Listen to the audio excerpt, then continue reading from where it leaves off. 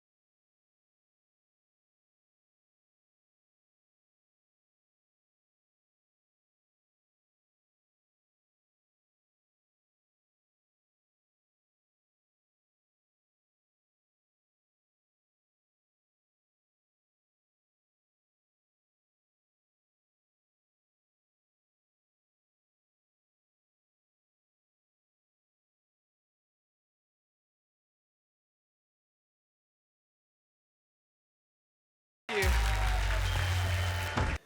Thank you, Tawan. How you doing, Winky? I see you over there.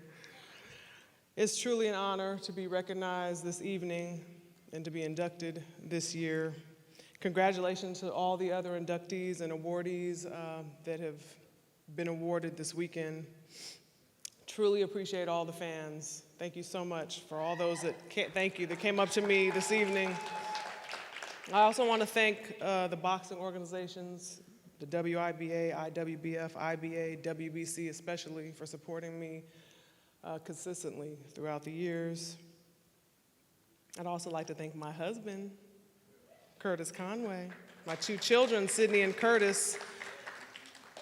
I'm not going to say any more. I don't want to embarrass them. And, of course, my mother, Veronica. Mom. My mom is sitting here. My mom is the first person I ever told that I wanted to box. And I remember that day, Mom. You're pretending that you weren't worried about me. And I didn't know it then, but you've told me now. And, I just know that you are such a gorgeous woman. There's not many women more beautiful than you walking the earth.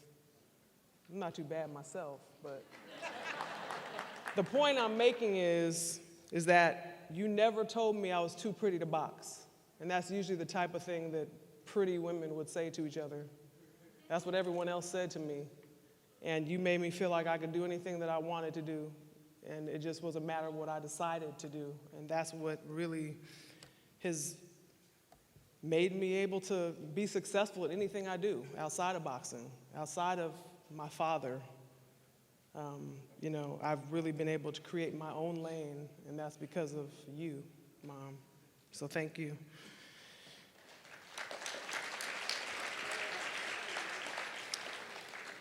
One more thing I have to say, Mom. You're classy and sophisticated, and I've always looked up to you, but you knew that I had the dog in me. That's something you knew, that it needed to be set free. So my mom supported me from the beginning because people don't know me, and they just don't know the fighter and the warrior that I am, but you knew that. And those that know me know that. So don't ever be fooled when you see me up here hosting these shows, the hair to the side and the diamonds on, because I get my scrap on, I always have. It's what I love to do.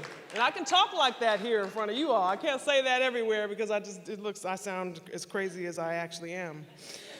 But when I first walked into the boxing gym, not knowing anything about the sport, I trained with, and I want to mention the trainers. Kevin Morgan was my first trainer, if any one of you know him. Dub Huntley. Then I moved here to Las Vegas specifically to train with Roger Mayweather, and then on to Buddy McGirt, and then to Floyd Mayweather Sr., and then, just having people in my corner like Patty Fitzpatrick and Shadid Saluki and Cassius Green, Cassius, you've been there since day one.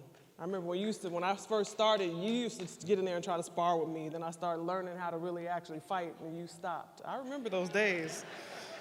When I started dropping the guys in the gym. That was when it really got around, because when I first started boxing, I was just trying to check it out and see if I had what it took. Because most people assume that I just wanted to box because my father was a boxer, but I never fought to box myself, ever, until I saw women's boxing on television for the first time. Christy Martin was fighting in the ring. I didn't know who she was, her and Deidre Gogarty. And at that moment, a lot of people saw women's boxing for the first time because it was the first fight televised on a major undercard. And that day I went home wanting to do it. And it took me a year to get the nerve to actually do it, because at the time I was 18, I had a successful nail salon. I've always been very ambitious. And I decided to go a whole nother route. And I remember being in the gym and testing it out to see if I had what it took, because I knew. I've always been a smart cookie, so I knew that there would be a lot of attention on me, a lot of pressure on me. I had to make sure that I was going to be able to actually live up to it and actually be a good fighter. So I remember my father came in town, and he said, I hear you're boxing. And I was like, yeah, Dad, I am. And I could tell he wasn't too happy about it, so he proceeded to try to talk me out of it indirectly. He said, well, there's going to be a lot of pressure on you. How are you going to be able to deal with that? I said, I'll be able to deal with it. I thought about it. He said, well, what if you get knocked down? I was like, well, I'm going to get up just like you did. What if you get knocked out? I was like, that's just not going to happen. But if it does, I'll ask for a rematch. You can't be afraid of an ass whooping. You just have to take it and get a rematch, right? So then he just said what was really on his mind, because he got really frustrated. He said, it's not for you. It's not for women. It's a man's sport. It's too hard. And I didn't get offended because he didn't know any better. He simply didn't, and I knew that. Most people didn't. They didn't know that women boxed. He was afraid. I'm the youngest of 9, meaning of his last born child, who happened to be a girl. I'm the only one to box. You all know what a boxing gym is like. Who would want their daughter in there? I wouldn't want mine. My daughter's over there asleep right now. I would try to do the same thing.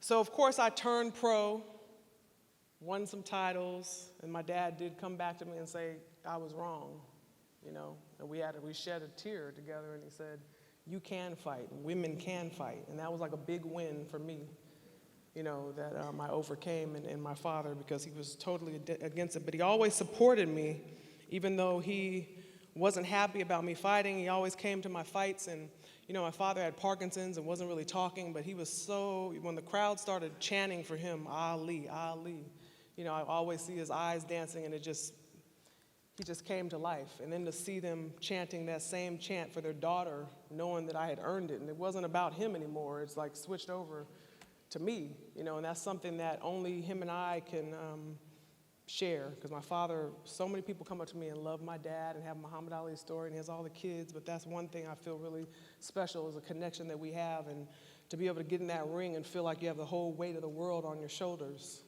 And that's something that maybe I didn't, but I felt like I did, and that's what made me feel like, okay, I have to win this fight. Like I'm fighting for them, and that them was a million different other things in my mind, and that's what really carried me through. So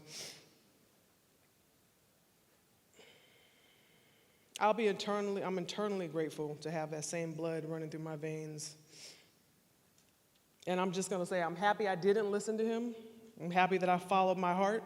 Boxing wasn't easy, being the daughter of the greatest, but God chose the right person for the task, because he knew that I could handle it. So I pretty much approve that.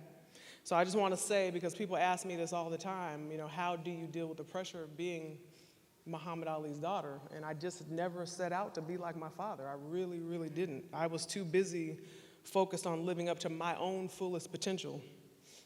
And I feel that's what we should all do, whether you're trying to live up to your fullest potential as a fighter or a parent or a husband or a wife, to actually be your best. I was never worried about anybody calling me the best, because we can sit up here and come up with these lists all day long, and there's so many fighters that get into that ring and everybody is putting their life on the line. And I don't want anyone to ever feel like they're less than because they don't get inducted into the Hall of Fame, or they don't get on the cover of a magazine, or they don't get a certain check, because we all train just as hard and we all deserve respect. So I don't ever want to diminish the greatness, because I'm happy to be here. I don't want to say that, but that's really important to me to say on just the level of being a human being. So I recognize everybody because I know what it takes. I know what it takes to step into that ring, whether you win or lose. I know what it takes. So last I'm going to say, I'm not going to keep talking, I know we've been here a long time, is that as you know, I have many passions and goals in my life, and I approach all of them with the same confidence and mindset that I cultivated in the ring. Everything that I'm able to do outside of the ring is because of what I was able to do in the ring, and boxing will forever and always be my first love, regardless of what you see me doing. Trust and believe that. So thank you for recognizing me tonight. Thank you for being so patient. I know we've been here for a long time, and I wish the best to all of you. Thank you.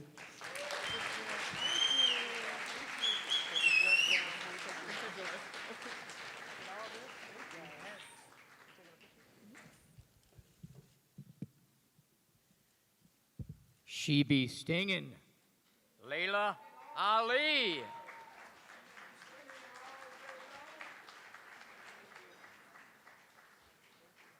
One more thing. Let me just thank D9 over there, Daryl. You've been with me through the good and the bad. Been through a couple marriages with me. Just joking. That's my brother, has my back. Thank you, D. Appreciate you.